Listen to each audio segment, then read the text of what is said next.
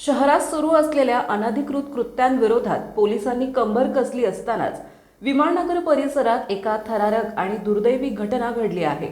एका स्पा सेंटरमध्ये पोलिसांनी धाड टाकली असता पोलिसांच्या भीतीने खिडकीतून उडी मारणाऱ्या तरुणीचा उपचारादरम्यान मृत्यू झालाय।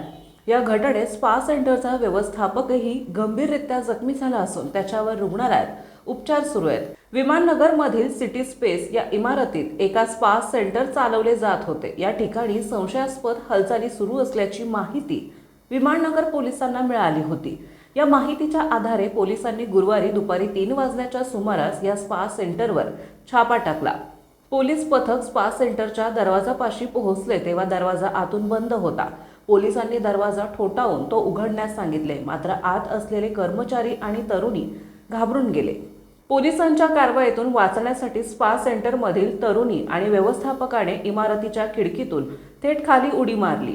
खिडकीतून खाली पडल्यामुळे संकिता मुखर्जी नावाच्या तरुणीच्या डोक्याला भीषण मार लागला। तिला तातडीने रक्ताच्या थारोळ्यात पडलेल्या अवस्थेत जवळच्या रुग्णालयात दाखल करण्यात आले, मात्र दुर्दैवाने उपचारादरम्यान तिचा मृत्यू झाला। याच वेळी तिच्यासोबत उडी मारलेला स्पा सेंटरचा व्यवस्थापकही खाली कोसळला।